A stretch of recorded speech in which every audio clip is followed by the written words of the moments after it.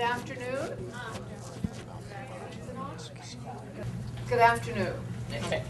And I guess one starts by saying welcome. I think I should start by congratulating all of you for braving whatever it is that you had to brave to get here, and to tell you that you made a wise decision, not only in your use of time for being here, but your energy for getting here.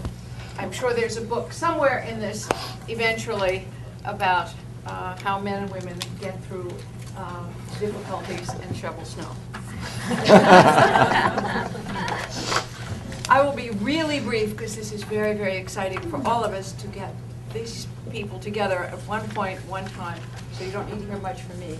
I go back a long way with Laura Liswood, who founded the Council of Women World Leaders, and as she traveled around the world to speak with these women, she would call me. I was here in Washington, and she would call me saying, you know, I've been in my hotel for 10 days, and they keep telling me to wait and wait, and then all of a sudden off she goes and she interviews Corazon Aquino and many other people. As far as the moderator today, his bio is in your package, and the media credentials or chops are significant. But that's not really what matters for something like this. When I look around this room and you look at the panel, you say, why do we have a moderator who's a man? Couldn't we find a moderator who's a woman? Now, I want to tell you that it is I who asked Shelby to do this, because not only does he have the media credentials, but he sees the world through the eyes of a woman as well as the eyes of a man, and has a balance that's extraordinary. Not to mention his wife is a brilliant doctor who ran the ER at the Los Angeles hospital. When I first met Shelby, he said, there's a book you have to read, and he sent me this book, The Female Brain. Now, we're not here to talk about that, but what I do want to say is that the wonderful thing about having Shelby as the moderator is that he sees things and understands, as well as the best man could ever understand, how women think. Thank you. Oh, my. What an introduction. Gosh. I told Adrian I'd read that book, which is excellent, on the female brain, out of self-defense. Just to know what we're working with. I'm greatly honored to be here and to help with a little of the moderation, but the great treat you have in store are the panelists. And just by way of short introduction for each of them, then each will talk about 5 minutes or so. I'll start with a question or two for each, and then we want to get to your questions early and often. And I always believe in making it sort of like a Quaker meeting. Speak if the spirit moves you. We'll be able to have a good time and learn a lot. At the far left, Ann Kornblut, many of you know from her work at the Washington Post, where she's the White House correspondent. She's worked for the New York Times. She is frequently seen and eloquently and amusingly on the talk shows where her political analysis, especially occasioned by notes from the cracked ceiling, her recent book on the Hillary Clinton, Sarah Palin, and what it will take for a woman to win, those campaigns, and she brings a special daily journalist perspective, as does Maureen Bunyan, to my immediate left. For those of us who've been around Washington a bit, Maureen is synonymous with quality coverage in the city. She's a primary anchor at ABC, Channel 7. She has been Washingtonian of the Year. She was a founder of the International Women's Media Foundation and the National Association of Black Journalists. She has a raft of well-deserved Emmys and other awards for her journalism. She also has a master's degree from Harvard University, Graduate School of Education. To her left, Dr. Erika Falk. We got into some serious academic credentials, starting with Maureen. I I had to sign a consent decree not to apply to graduate school, just to get my bachelor's and get out. And we're serious. Don't come back, Mr. Coffey.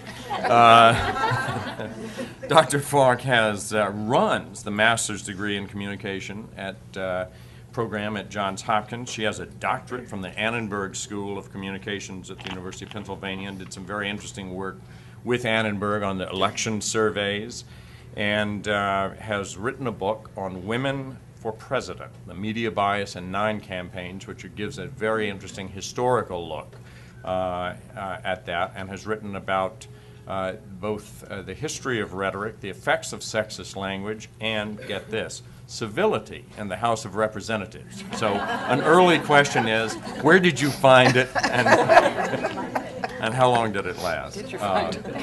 And then going broadly, international, we're very lucky to have Dr. Elisabeth Gidengil, who is the director of the Center for the Study of Democratic Citizenship at McGill University. She's a professor there in the Department of Political Science, and she has researched a lot about the voting behavior and political engagement, and indeed has both Canadian and worldwide research that she's done in that. Her most recent book is Gender and Social Capital. And so we thought just the order was really the order it came in, and I was immediately drawn to it as a media guy. Let's start with the media types, and then we'll go to the academics. Anne, why don't you start us off here? Sure. Well, thank you very much. It is such an honor to be invited to speak here and also to speak on this panel. I'm a native of the Washington area. I've lived here most of my life. And so Maureen is a hero and a role model to a lot of young women reporters. So it's really a great honor to be here. And in the presence of academics as well, I'm really honored because as a reporter, I only know what happens on a day-to-day basis. And we get a lot of grief from political scientists in particular for our inability to take the long view and to reinvent the wheel every election cycle, basically. But that's what we do. I'm just going to talk a little bit, I'm not going to use up my whole 5 minutes, about why I wrote Notes from the Cracked Ceiling. In my day-to-day work, as you've just heard, I've covered politics. I've covered 3 presidential campaigns, 2 of them before the most recent one. And in covering national politics, which I started doing in 1998 during the Bill Clinton impeachment trial, I've basically only covered men. I covered the Clinton trial. I was, at that point, 24. I was actually Monica Lewinsky's age, and I was sent at one point out into, I was told to go hang out in some bars in the area to see if there were any other interns who I might want to talk to. So being a young woman at that point had its advantages in getting that assignment.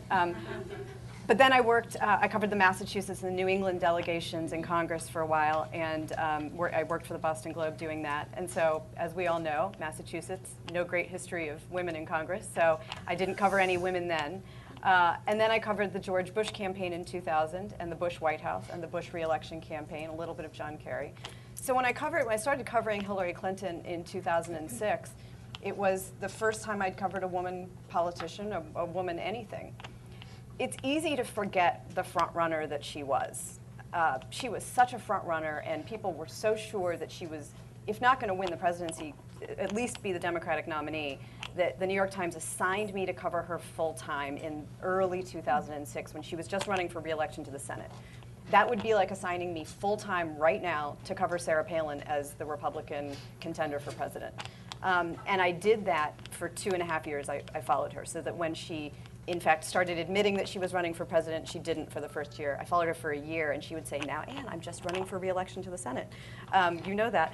When she finally admitted that she was running for president, and then her campaign all throughout 2007 and 2008, I followed her. I didn't come to covering her really thinking about her as a woman in politics, or thinking about what it would mean for a woman to win the presidency. It was only over time, as the campaign progressed, and I think a lot of people had the same experience, that I started to see in her some components, some phenomenon that were universal. Her treatment in the media, which we'll obviously talk about at length, but also the way her campaign wrestled with how to present her as a woman and her own feelings about how to run as a woman, how much to talk about her personal life, how much to talk about her, the fact that she wanted a woman to be president. She really was uncomfortable with talking about that because she wanted to talk about her qualifications and the fact that she was the best person, male or female, who was running.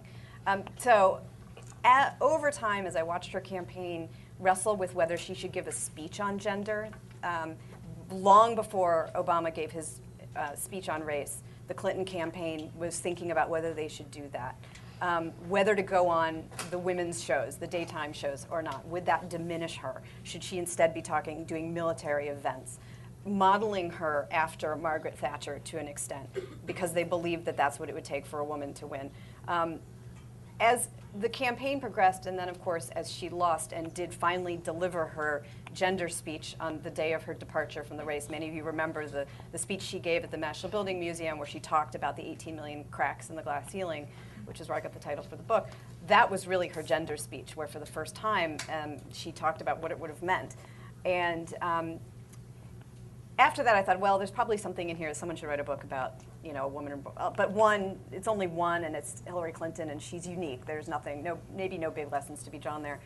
Well, when Sarah Palin was nominated, and I was dispatched with a lot of us female reporters who hadn't seen each other since the Clinton campaign, we reunited on a plane to Wasilla with Sarah Palin. And even though she and Hillary Clinton obviously have almost nothing in common ideologically or stylistically, the response to both of them struck me instantly and reminded me, the response to Palin reminded me of some of the reactions to Hillary Clinton when she was First Lady, in particular the ferocity of the response from the other side, the tendency by her detractors to use it to talk about her in gendered ways, to talk about her in sexual ways. However much of that she may have been a willing participant in at times, there was a way in which she was talked about that was different. And the fact that we spent the first few days of the Republican convention wondering whether her child was her own, the fifth baby incident, if we can call it that. I mean, there was no way to separate out her experience as a female candidate from her as a person, whatever you thought of her, especially because her campaign she was chosen because she was a woman, that we can actually state that now, having interviewed all the people in her campaign, and she was chosen exclusively by men. There was not a woman in that campaign or any Republican female anywhere who was asked to weigh in who might have said, you know what, there are some red flags. There are things that female voters are going to respond to, and you're not going to get Democratic women who voted for Hillary Clinton in large numbers because there's no history of that, and there's a lot of academic research that shows that. So in any event, those two experiences were why I decided to write the book. Two isn't really, two isn't a trend necessarily, even though in journalism it only takes three for it to be a trend. But I did think it was important to at least document what we knew from this year, because Palin may be the only woman who's going to run in 2012, looks that way, but I think by 2016, 2020, there will be a few more. And I think it would be a shame if on either side of the aisle they didn't look at the mistakes that were made and try to learn from them. Thank you very much. Ms. Bunyan, the floor is yours. Thank you, Shelby.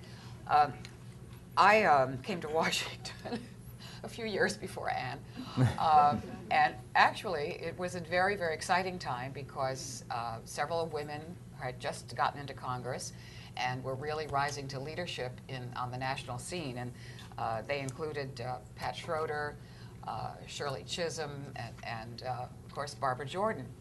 And they were all, in those days, in the late 60s, early 70s, very vocal, very expressive, very well-informed women, and obviously had broken into a huge glass ceiling and were setting new precedents in terms of women in Congress.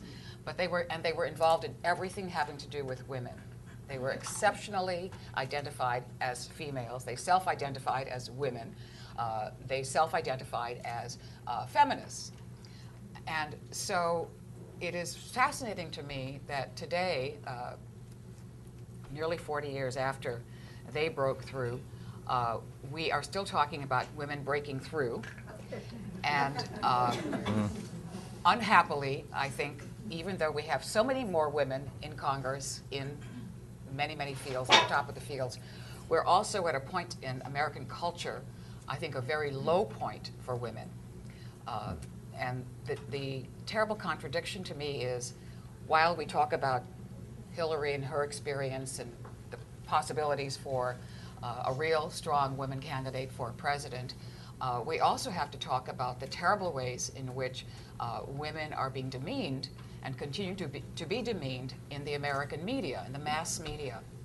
And I feel, certainly having been a member of the mass media for all these years, and having seen from inside and outside what this kind of demeaning is all about, I am very, very disappointed in us, meaning journalists especially, and the mass media in particular.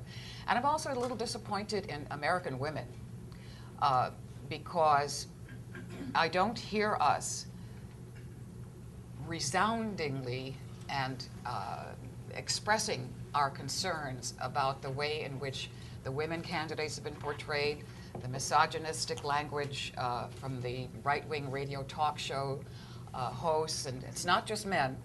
Women have been guilty of this too.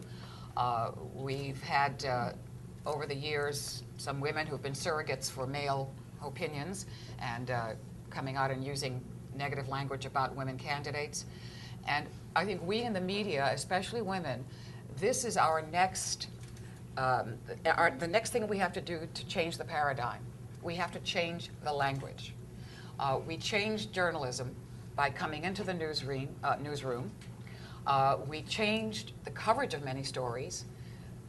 The reason why we have coverage of consumer affairs and health issues in the media, in the news media in this country, is because of the presence of women in newsrooms. And now I think we have to take responsibility as journalists and certainly as women activists to change the language that we use in describing women in public affairs. And part of that, I think, has to do with understanding that Americans have not yet come to grips with mature, accomplished women. We all understand the Barbie doll. We all understand the women who are a little bit edgy in media and in entertainment. But we haven't yet found a way to think and to talk about women who are well-educated, ambitious, accomplished, and good citizens, and who want to be leaders in society. And that, I think, is a major thing that we all have to work on, which is finding the language, changing the language and the dialogue so that we no longer talk about mature, accomplished women in negative ways. And I'm going to leave just one little anecdote for you from the newsroom. For years and years, I have seen news people write stories about mature women, and I'm going to use one example. About 3 years ago, a woman reporter in our newsroom at Channel 7 wrote about a woman who had been hit by a car. And the first line of the story was, grandmother of 5 hit by a car and badly injured. And I challenged her and said, first of all, what does grandmother have to do with the description of this woman? Maybe she was a businesswoman. Maybe she owned her own business. Maybe she was a secretary somewhere. Maybe she was the wife. Maybe she was divorced 3 times. Maybe she was the president of a company. Why is her designation as a grandmother the one that you choose to characterize her? And this woman's answer was, well, that's what was on the report from the police. I said, okay. Tear away the layers of the onion. Who wrote this report of the police? Probably, I'm not going to say because I certainly don't know, but maybe a male person. I sincerely doubt that when that woman, after that woman was hit by the car and she was taken into the ambulance, I sincerely doubt that she said to the ambulance driver or the EMTs or the police, I am a grandmother of 5. That's how I want to be remembered. So why do we do that? And we have to challenge ourselves to break through that kind of language. That's a small and perhaps not major example, but it is a very, very powerful example. So I will stop and Thank you. listen to the I think you've clarified why I was invited to be the moderator. They say in poker, if you're playing poker and you wonder who the pigeon is in the game, it's you. Dr. Falk, please. In January of 2007, Senator Hillary Clinton declared her intention to seek the White House, and in doing so entered the race as a frontrunner for the Democratic Party nomination. A December 2006 national poll by the Gallup organization reported that respondents named Senator Clinton most often as their choice for the Democratic nomination. Senator Barack Obama, who entered the race 4 days before Clinton, was named second. Despite the fact that Clinton was leading in the polls 33% to 20%, in the month in which both candidates announced they would run for president, the top 6 circulating newspapers in the United States ran 59 stories that mentioned Obama in the headline and just 36 that mentioned Clinton. That the press seemed biased against a woman running for president was not surprising. In fact, historical trends show that women candidates for president consistently receive less press coverage than equivalent men running in the same races. What was surprising was that such a disparity was present when the woman was the front runner, and that such a pattern was still present in 2007. In my book, Women for President, Media Bias in 9 Campaigns, I examined the press coverage of 8 women who ran for president between 1872 and 2004, and I compare it to the most equivalent man who ran in that same race. And then there's an additional chapter where I actually analyzed the Clinton and Obama data. Now, when I started my research, what I expected to find going back to 1872 was dramatic disparity in coverage and this promising line towards equality in 2004. And the striking finding of the book is that the lines are flat. The trend lines are flat. There's almost no change in that period. And this is particularly surprising when you consider in 1872, women did not have the federal franchise. There were virtually no women reporters, editors, or newspaper owners. I mean, a woman could not even walk door to door, in a political campaign without a male escort. After 6 p.m., respectable women could not dine alone in a restaurant. So when you consider the social changes that have gone on since 1872, the fact that the press coverage has not improved more is really striking. And I only have 5 minutes. I'm going to give you 3 examples of the kinds of things I looked at in the book and what the results were.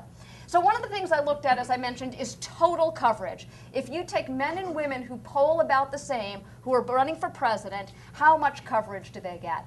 And it turns out that not only do men get more coverage, but on average, if you aggregate those 8 races, they get twice as much coverage. And again, I'm not comparing winning men to losing women. I'm comparing actually both men and women who lost and who polled about the same. And men still got twice as many articles written about them, and those articles were 7% longer.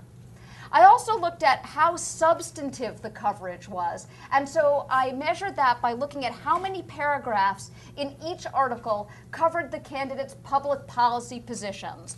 It turns out that for the women candidates, about 16% of the paragraphs in the news articles about them covered these areas of substance, their public policy positions. For men, it was 27%. That means men had 68% more paragraphs about issues compared to the women. Another thing I looked at was dropped title. So a dropped title is when Senator Margaret Chase Smith is referred to as Mrs. Margaret Chase Smith, or Senator Clinton is referred to Mrs. Clinton. So the honorary title is dropped for the marital title. That happened in 32% of the references of the women, but only 11% of the references to the men.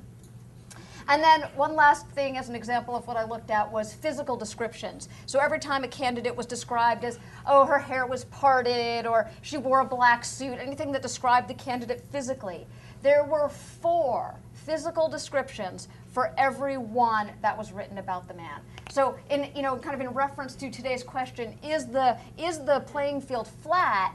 My experience, my research certainly seems to suggest in terms of press coverage, there are many ways in which women who run for president have been consistently at a disadvantage for the last 130 years. Great kicker, as we used to say in the newsroom. Pow! So, Dr. Gidengil, will you take us international? I'll take you north of the border, at least. I just wanted to start by thanking the Aspen Institute for inviting me here today and to have the opportunity to talk about media and gender coverage with such an engaged audience. My own research on this topic began with Kim Campbell, Canada's first, to date, only female Prime Minister. In the dying days of the election campaign, when her party was going down to defeat, she made a comment that intrigued me. New politics, old media. If you're not a traditional politician, they don't know what to make of you. And that piqued my interest and began a series of studies with my collaborator, Jonah Everett. And we asked ourselves a couple of questions. First question, what does it mean to be covered like a traditional politician? And the second one, what are the implications of that for a woman who is aspiring to high political office? The answer to the first question was that election coverage is very much a masculine narrative. That reflects, but it also, I think, reinforces the fact that politics is still very much a male-dominated domain. And this is evident in the imagery, in the language, the point that Maureen brought up, in the language that's routinely used to refer to elections. The battlefield, the backstreet brawl, the boxing ring, in Canada, the ice hockey arena. We argued that this presents women candidates with a classic damned if you do, damned if you don't dilemma. Damned if you do. They can try to conform to the dominant confrontational norms of politics and behave combatively. The problem is that when they do that, they end up being portrayed as unduly aggressive. The damned if you don't dilemma, you try to do politics differently. A more low-key, less confrontational, more consensual way of doing politics, and you risk being marginalized by the media.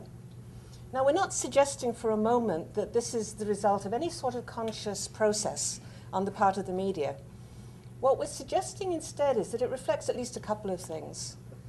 One is the way that media personnel themselves are socialized. They're socialized into the same socio-cultural norms that prevail in society at large. The other factor at work, though, I think is news values. What's newsworthy? Conflict and unexpectedness.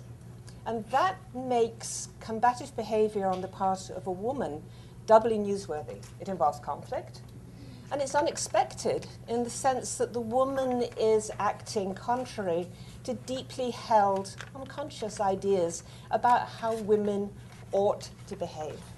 So behavior that's seen as appropriately assertive on the part of the male person is seen as inappropriately aggressive on the part of his female counterpart.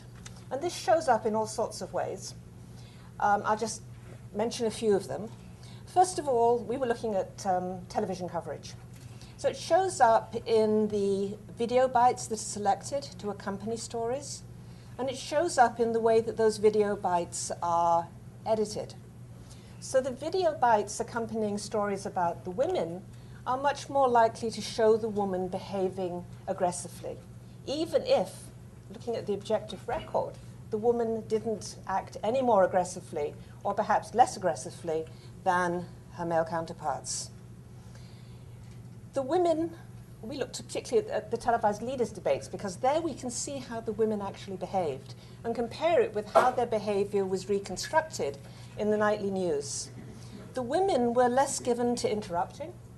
They were less given to finger pointing, and yet that is exactly what we saw in their video bites. Meanwhile, video Were you bites, sure about that? Yes, I couldn't resist. we counted. Some poor doctoral students had to go through and count interruptions. I'm positive. What was interesting was that there were instances when you go back to the debates themselves, the man was interrupting the woman. That interruption is edited out of the video bite, and it appears as if the woman is interrupting the man when all she was trying to do was to regain the floor that was rightfully hers. No comment. Please I couldn't continue. resist. Please continue.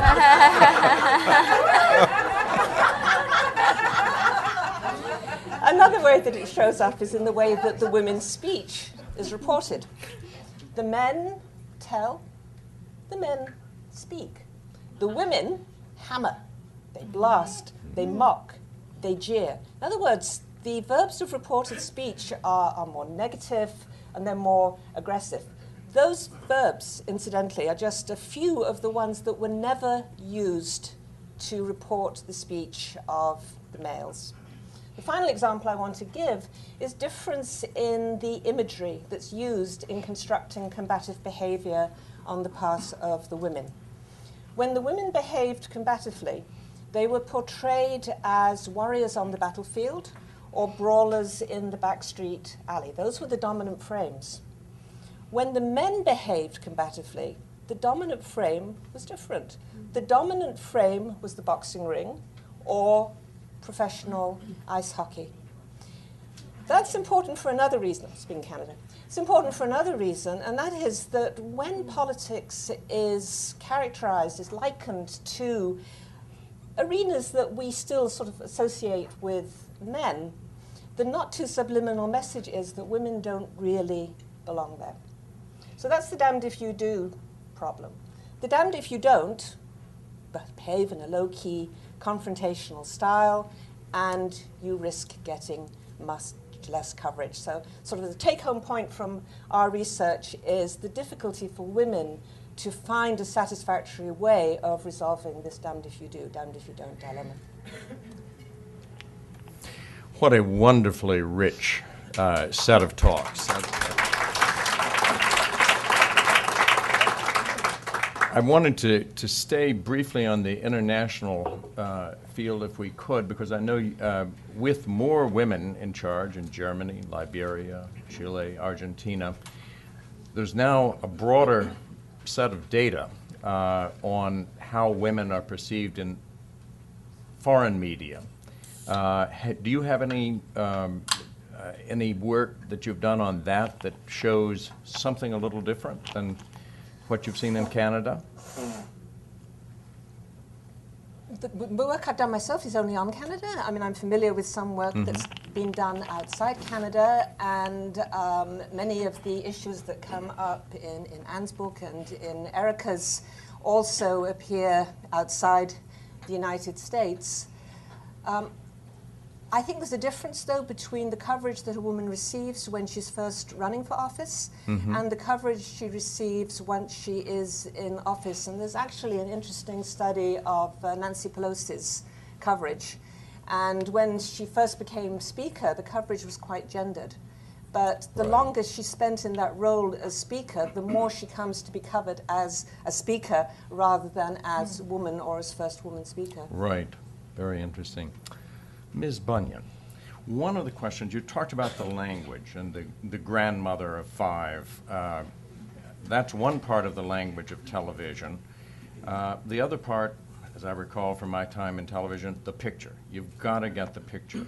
What have you seen in the editing, just as a working journalist, the editing of the tapes of women candidates in public life that might be of interest to this subject? Well, I agree with our Professor Gidengil here about the fact that when a woman speaks in public, people have a different response to her than they do to a man. television, of course, is a visual medium. So the best thing that television does is present a visual image, and then people have to extrapolate from that based on their cultural background what that image means to them. So women running for office have to be careful about their appearance. They must pay extra attention to their hair, makeup, jewelry, etc. And that's not because these things are intrinsic to being a woman, some of them are, but it's intrinsic to the presentation of a woman who wants to exude an image of authority and of knowledge and of the ability to lead. Although many women I know who are very accomplished try to shy away from appearing in public as if they're beauty queens and all dressed up, I think it's very, very important, especially for television.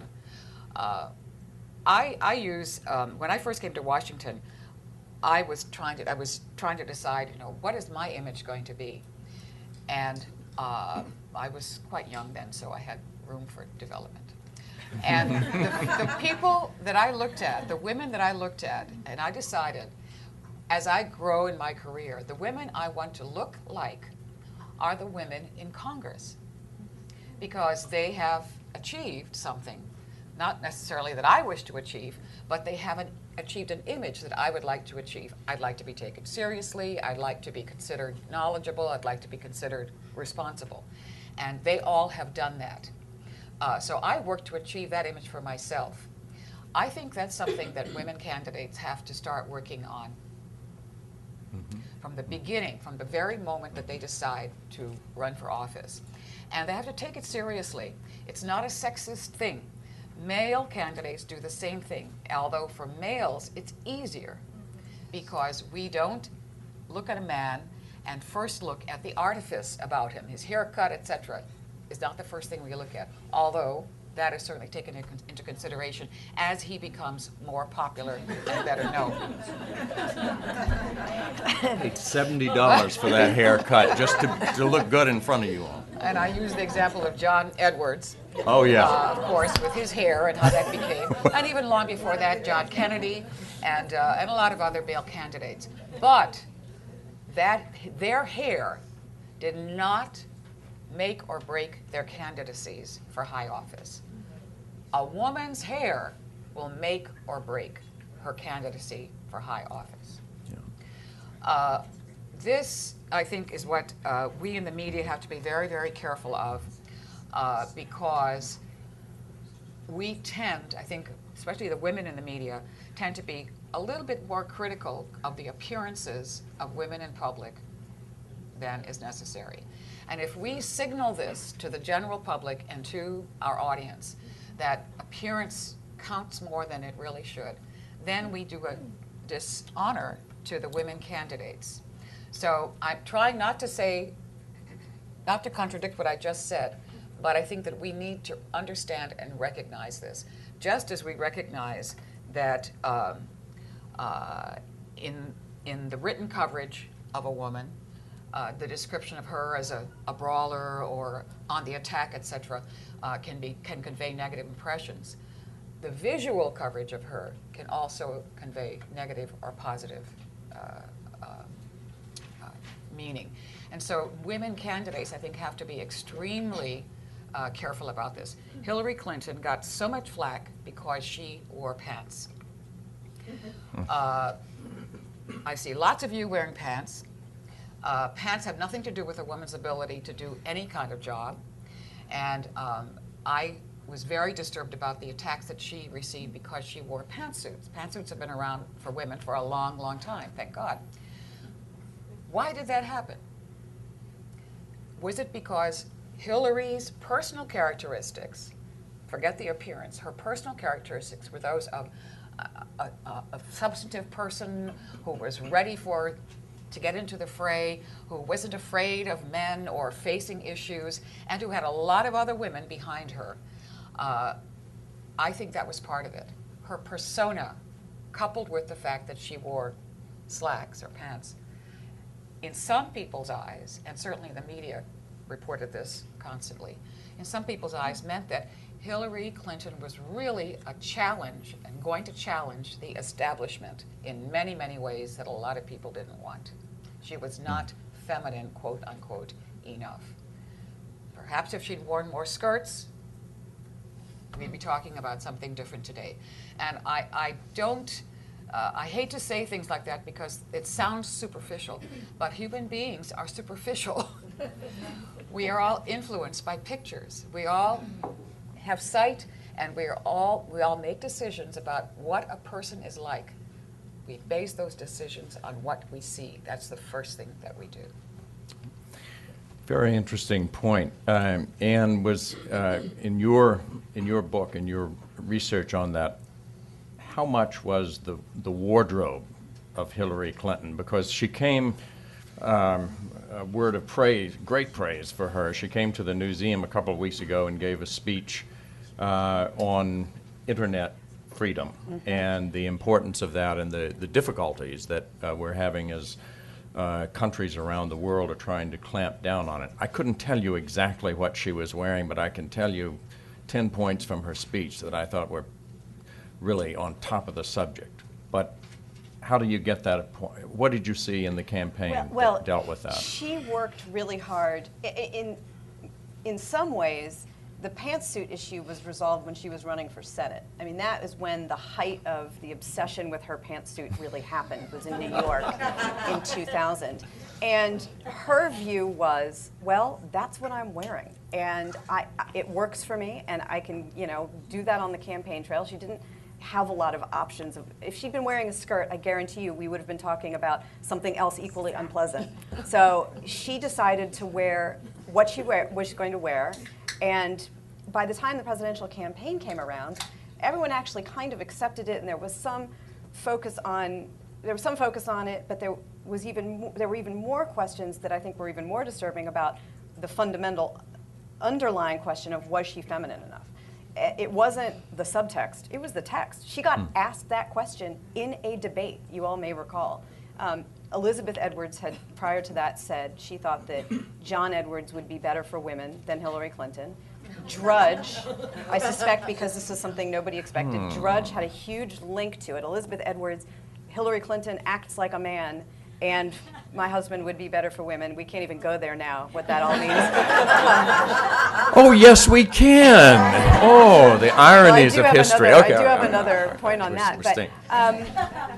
But she got asked this question directly in the CNN debate about whether she was enough of a woman, and she battled this. I mean, to the point where, and I talk about this a fair amount in the book, where Obama became the more feminine character in the face-off between the two of them. Time magazine did a whole piece about the feminine cues that he gave off, and would he be the first woman president in the way that Bill Clinton had been the first African-American president. So it was no longer even about the pantsuit, but I couldn't agree more. I mean, looks I know from the TV I do, no one ever listens to what I say. All I hear is, oh, you didn't do your hair today, or is that a new haircut, or who did your makeup? There's never any discussion of the words that come out of my mouth, and I'm nobody. So you imagine somebody running for president, what that scrutiny is like, and it has two implications. One is people actually, that's what they talk about. They, in their dinner table conversations are talking about that. But it also gets inside the heads of the campaign. They waste resources and time and energy having to think about that.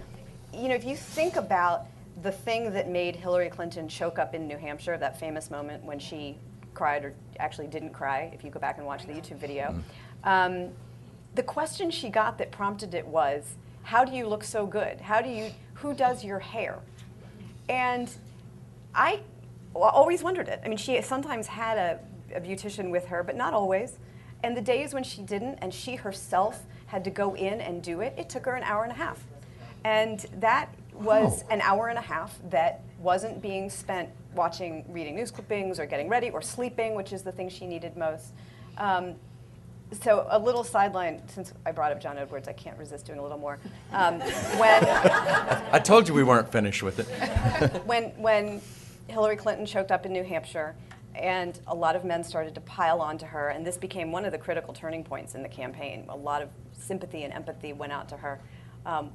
John Edwards was asked about it, and his response was, Well, I don't think that's very presidential behavior. Which is, I just love retelling it. Let me just say one final thing about the coverage of looks, which is that there's a study, and you would, I'm sure, know it, but there is a study, I think, out of Iowa State University showing that although women's looks are covered excessively, over time there's been increasing parity because we now cover men's looks more. So I don't know that that's a point for journalism here, but at least it's a little more equal. We know Al Gore's earth tones, when Dick Cheney wore that horrible parka to a funeral. You know, we do actually look at what male, and Obama has had his share of, scrutiny of what he's wearing and his look. So, Dr. Falk, way back in 1970, when I was a young reporter at the Washington Post, I did an article for some outside pay on when would America be ready for a president, and Gloria Steinem very kindly talked to me at length, which I've never forgotten because I really needed the money. We had a child on the way. And the upshot of that article was, we're pretty close. We're pretty close. It's 1970, there were Gallup polls and so on. I wonder, from the perspective that you bring now, having written about all of these campaigns, that question, when? Okay, when? so, how soon? What do you think? One of the interesting things, if you look at the history of this polling question, would you be willing to vote for a woman for president if she were qualified, right? We won't go into even like peeling back the layers, like when this question was originally asked, if she were qualified in every other way, implying, of course, if she was a woman, she was therefore unqualified. What's really interesting is that the responses basically track with the year. So it's first asked in like 1937, and only about 30% of the population says yes. And it goes up, and in the 50s, about 50% of the population says yes, and in the 70s, it's about 70, and it tops off and kind of in the low 90s, and then kind of comes down a little bit after the Iraq War, probably because of the prominence of war. So that's an incredibly promising answer. But the problem with that question, which I will argue, is that it actually underestimates the number of women or men who would vote for a woman. And why is that? Because Americans are extremely partisan. So what you really have to do is ask, and I actually did a study where we asked this, if you're a Democrat, you would have to say, if the Democratic Party nominated a woman for president, would you cross party lines and vote for a man who was a Republican? And when we asked people, so we looked at a bunch of people who said, no, I would not vote for a woman for president. Okay? And then if they were a Democrat, we asked them, would you cross party lines? Most of them said no. Yeah. So I actually have to agree with Gloria Steinem that I think we're a lot closer on attitude than we are on press. Interesting. Why don't we go to questions from the audience right now? Yes, ma'am, right here. Yes, you. Oh, wait for the microphone, and if you could please identify yourself. So many good topics. Yeah. Can you hear me? Oh, hi. Yes. My name is Francesca Tripodi. I'm a graduate student at Georgetown University, and this is so exciting to be here. I've been writing a paper on women politicians represented in the media for the past 2.5 years. And like you follow Hillary, I've been following you, Ms. Kornblut, so this is just like amazing. I've read your book, Dr. Falk.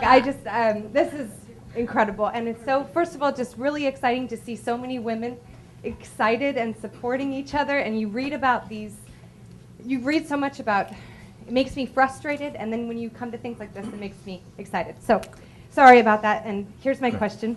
I have two. One for media and one for academia. On the media side of it, and I'm so glad you brought up Ms. Steinem, in terms of cultivating Gloria Steinem's sense of sisterhood, and to what degree women in the media have a responsibility to support that sisterhood and to focus on female politicians' political attributes and why those are wrong versus why their femininity is wrong. To what degree do women in the media have control over that? I know that there is still so much editorial control that's not female. So to what degree do you think there's control over that and to make those steps forward? And for the academia point of view, in terms of voters seeing what's written about female politicians and really digesting that master narrative, do you think that how much of an impact do you think this writing in the media has on voters? And thank you again.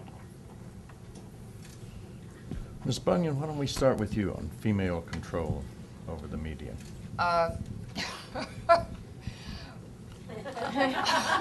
There isn't much, basically. In 40 years that I've been on television, working in television, I've only worked for one woman leader in the newsroom.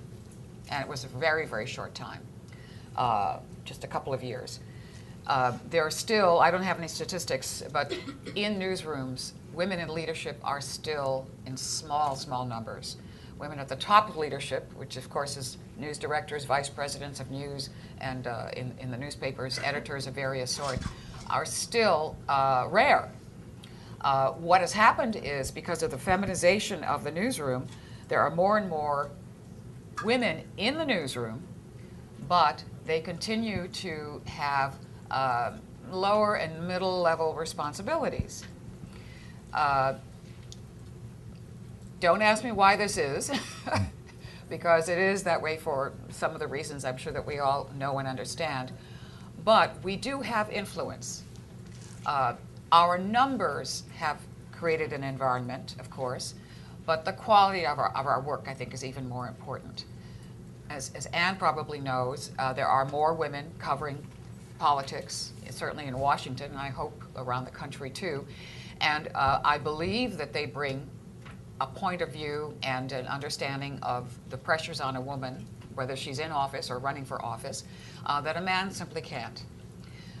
In the International Women's Media Foundation, over the years, we have worked with women journalists to help to train them to understand more about women in leadership in not only American society, but also in other countries.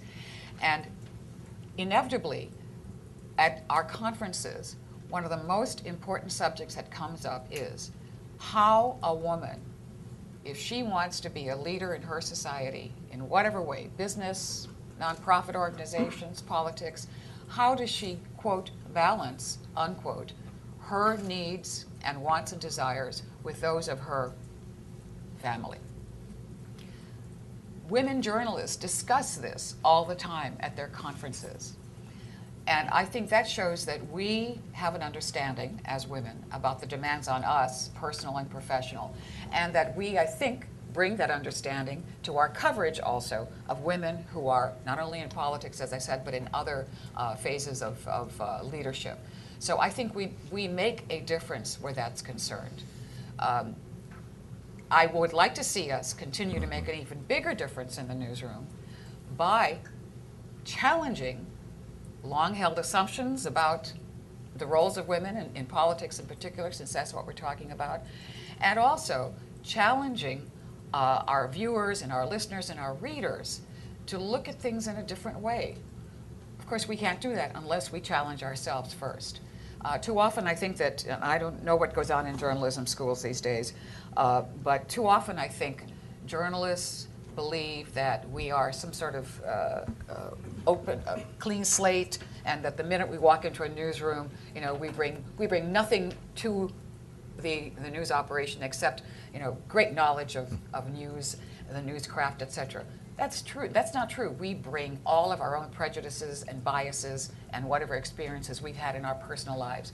We have to be very careful, and we have to challenge some of those biases, but we have to have people around us to issue those challenges. We are not good at bringing it up ourselves as human beings. So I very, very much support organizations like Laura Listwood's and the International Women's Media Foundation and many of the women's journalism groups as well as the minority journalism groups, because we have to be the ones who say, why do you say that? Why did you do that? What made you come to that conclusion? We're the ones who have to do it, and women have to do it. Otherwise, we're going to be stuck where we are in terms of our level of power and influence in our societies. Dr. Gidengil, do you have anything on the issue of female and versus male control in newsrooms that might help our graduate student here? Oh, on that question, I was thinking Yes. about her second question. Oh, well, take both. Should I Take I'll both. I'll take the second Yeah. one, because that was the one I was thinking She's about. reaping a dividend here. I mean, this is a whole, the last third of your thesis is done just from this. I mean, the main source of information about politics for most voters here and in other established democracies is television. So television news is especially influential. If news reports tend to highlight the speeches by women that feature women talking about issues that are stereotypically associated with women, then voters are more likely to believe that those are the issues that women are competent to deal with, and by implication may not be so competent to deal with the issues they don't hear women speaking about. But on the campaign trail, they may very well be talking about those things. The other thing is reactions to behavior that's seen as being unduly aggressive. And that has a negative effect on voters, period. But it has an even more negative effect on female voters. And so I think that just reinforces the implications of the damned if you do, damned if you don't dilemma. Yes, indeed. Question over here. Yes, ma'am. If you could take the microphone and say. My name is Linda Cooper, and Laura and I have been friends for a very long time from another era. My question is, it seems to me that I come from a corporate background, and it seems to me that there's so many similarities between this conversation and what's been going on for women in corporations. And at first I wonder, do we see any sisterhood going on between these women who have gone to prominent heights in the corporations, coming out and supporting the female politics? And second is, I remember seeing a statistic a while ago, and maybe it was Emily's list, but urging women to vote for and support and donate for women candidates, and equating it to buying shoes instead of buying another pair of fancy shoes, to put this $50 or something in a campaign. And I wonder if there's been any additional kind of work on that to bring that out and to get women to put their money where their mouth should be. So, anyone. If women are willing to give up the cost of a pair of shoes, we could elect a candidate very quickly, because shoes are no longer $50. We could raise a lot of money. Well, in your first question about the business world, the comment about partisanship earlier was really true. In everything I looked at, and this is one of the reasons why the McCain selection of Sarah Palin was so flawed, people vote party first and women second. A lot of women, there are very few races where people have crossed party lines, even to Democratic women to vote for a very moderate female Republican at the state level. Almost never happens, because people vote party first. So to the extent that business leaders or women in general are doing that at all, I have not encountered any evidence except within the parties. Obviously, Emily's list, everyone knows, is the prominent Democratic one, and there's not a Republican answer that's as powerful as Emily's list. One quick follow-up on that. The proverbial ever-growing number of independent and swing voters, is that an opening for female candidates, if partisanship is going to be the first? I think it might be, although it's difficult to study them because they didn't vote in the Democratic primaries. So it was in the exit polling. You can see a lot about Sarah Palin and her negative effect on the McCain ticket, but you can't separate Palin entirely from McCain. So I didn't see any from 2008, but going forward, I think that's a great question. Okay.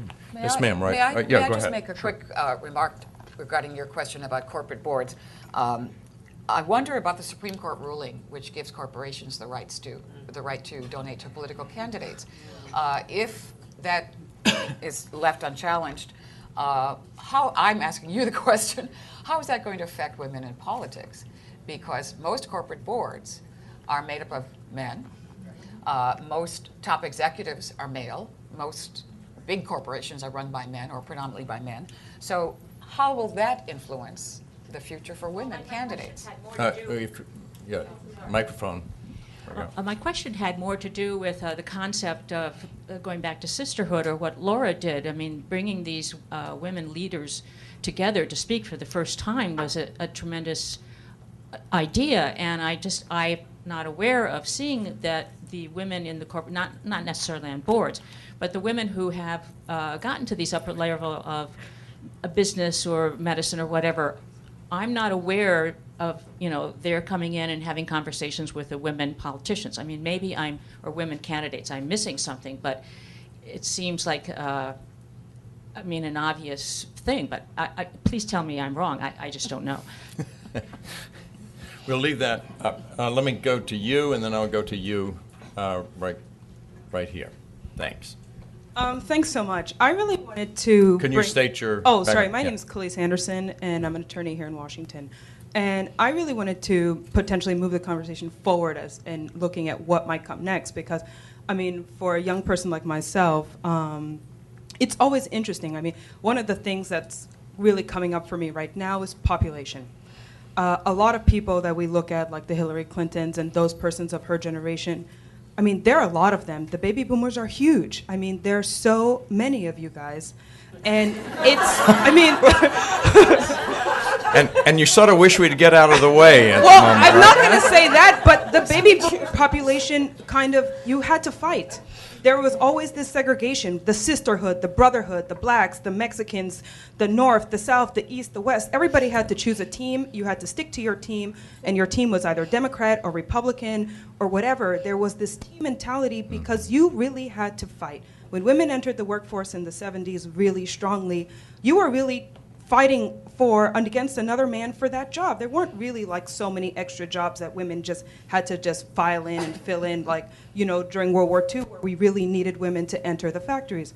But I think one of the good news is that the baby boomers are starting to retire, and the next generation is much smaller.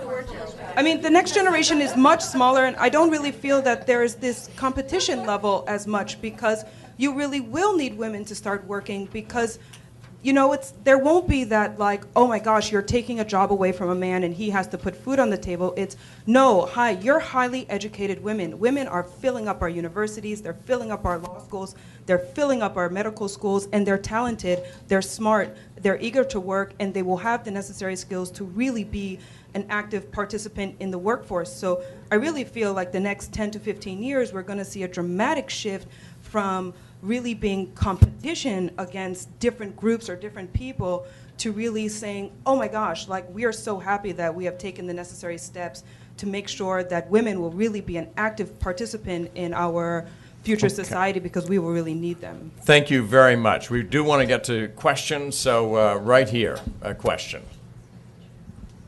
We've got to go in the lightning round. We've only got 5 more minutes. I'm Quick Carol, question, quick I'm Carol answer. Cohen. I'm a retired university administrator, and that's a whole nother area that we could talk about. Excuse me, are you a boomer? I'm too old to be a boomer.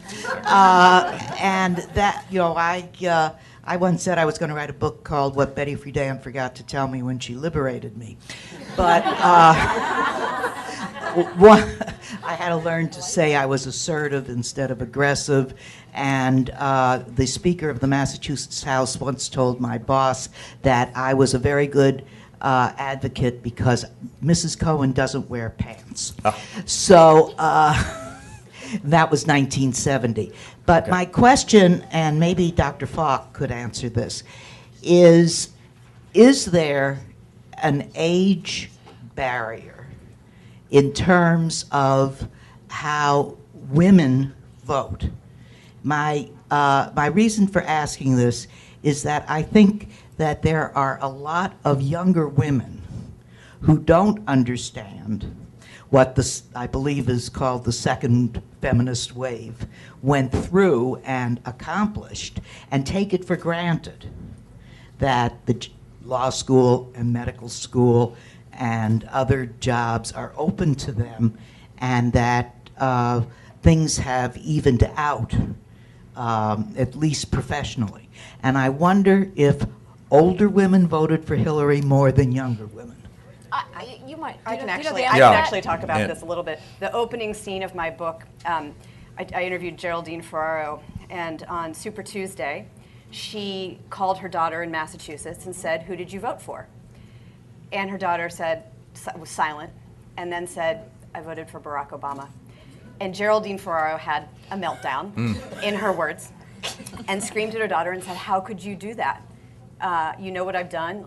You're my daughter." And she said, "Well, you know, he inspires me." And this was a conversation that happened across generational lines everywhere in this country between mothers and daughters in particular who said, "I'm liberated. I don't have to just vote for the woman, and it's not going to be that hard. We're going to do this. So why is it such a big deal?"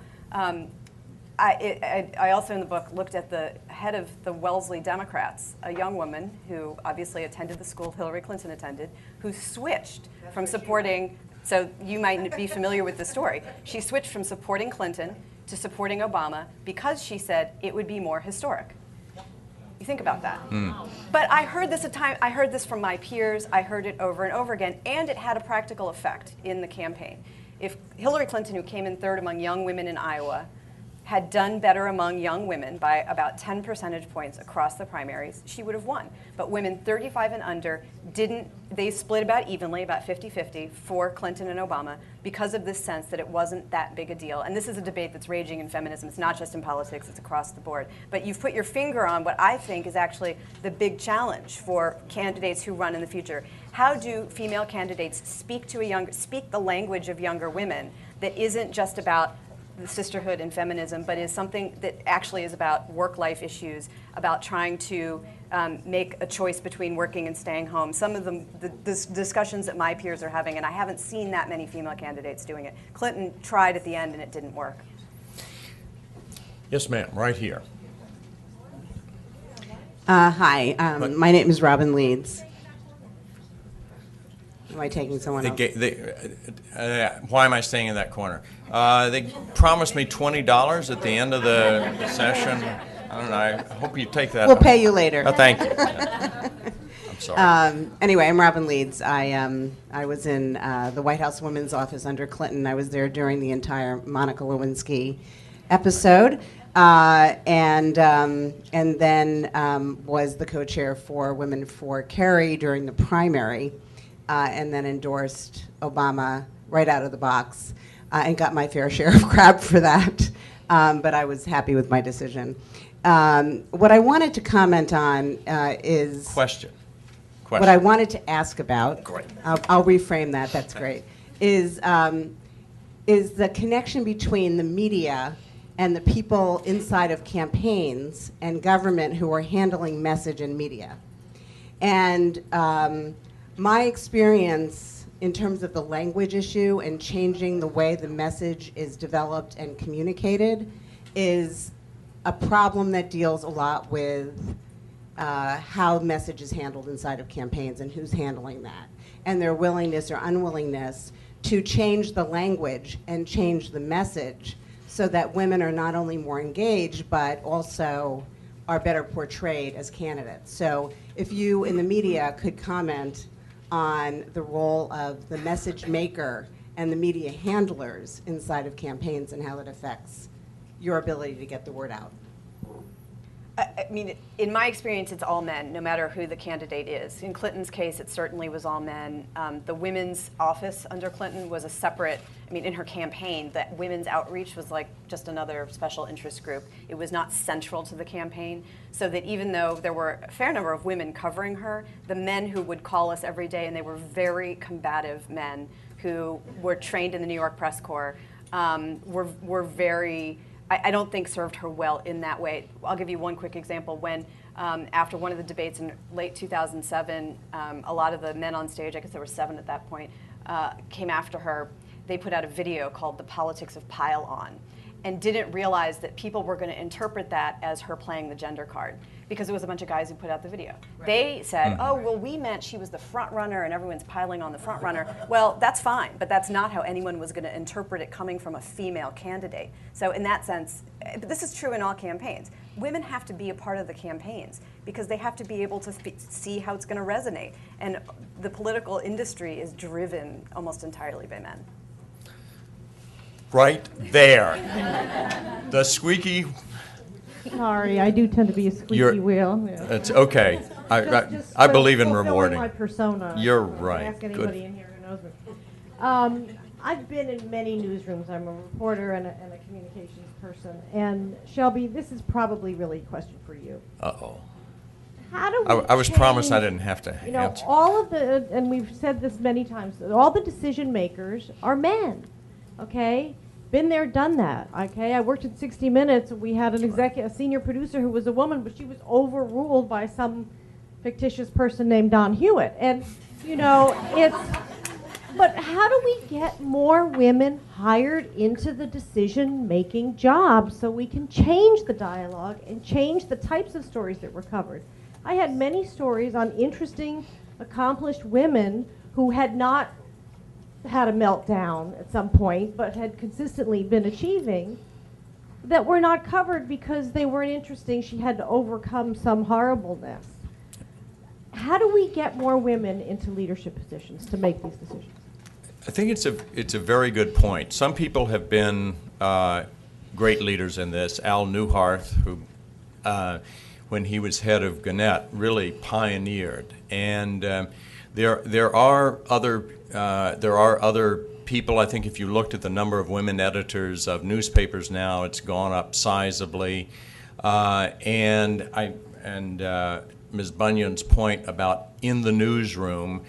Actually, voices can be heard in the newsroom. You don't necessarily have to be in charge.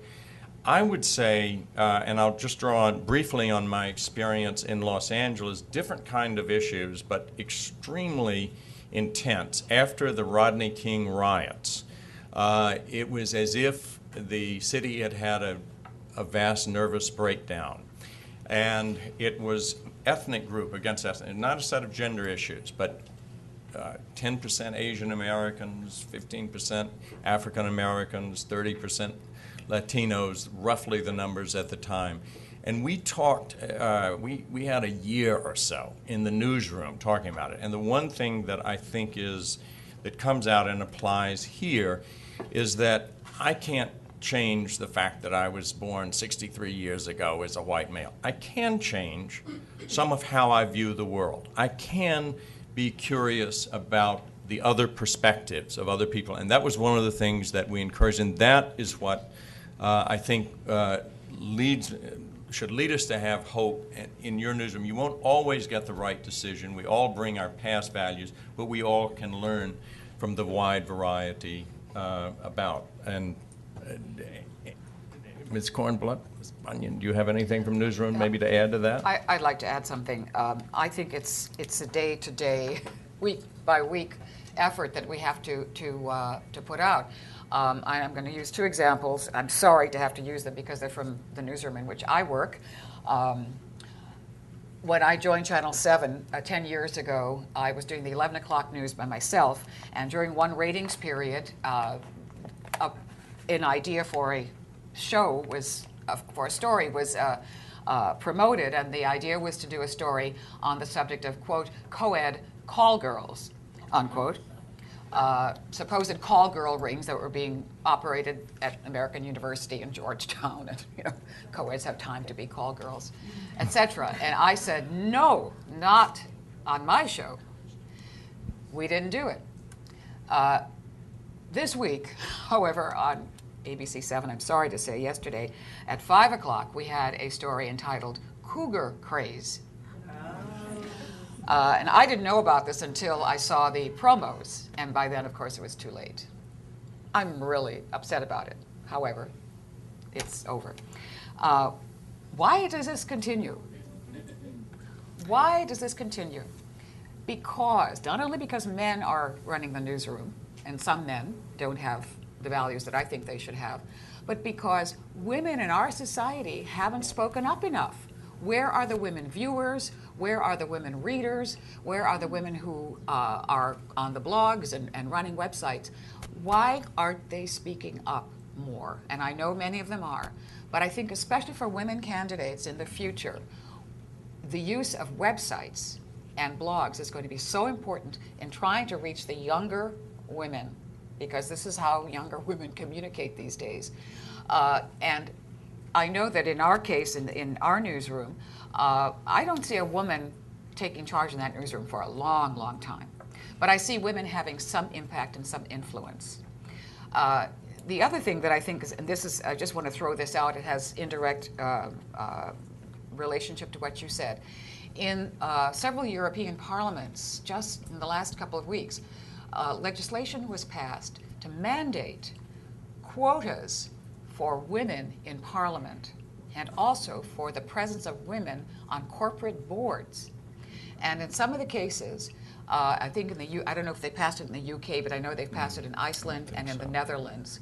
The political parties have to set forth a specific percentage of women candidates with the goals of trying to achieve parity at some point in the future. This is, of course, quotas is a terrible thing in the United States, but why do the Europeans think that they can and must do this in order to create enough of a pipeline for women to get into politics and into the business world? Why do they think that this is going to work for them and we don't think, I'm presuming, that this would work for us? I'm fascinated by that. Just one last question. It's got to be for the academics because the media types have too I'm much. Sue Klein from the Feminist Majority Foundation. Good. Eleanor Smeal is our president, and she's also the publisher of Ms. Magazine, which I'll pass around along with some flyers. And my question to the panel is, how are you benefiting and how are you helping the women's media? Dr. Gidengil. I think the way that our research can contribute is by sensitizing people in the media to biases that are unconscious, that are subtle. I mean, the experience I've had in talking about my research with reporters is initially extremely skeptical. Oh, you're just an academic and you're probably feminist and you're looking for bias, and if you look for it hard enough, you're surely going to find it. And what I do then is I'll send them a piece, one of my studies anyway. They can just hit the delete button. But what typically happens is that I'll get a call or an email saying, do you have data on me? So I think actually... We're all self-centered. That's I believe that. So I think being able to document, as opposed to sort of the anecdotes which are powerful, but being able to say these aren't just selected anecdotes, these are really anecdotes that are illustrative of consistent patterns, I think can help.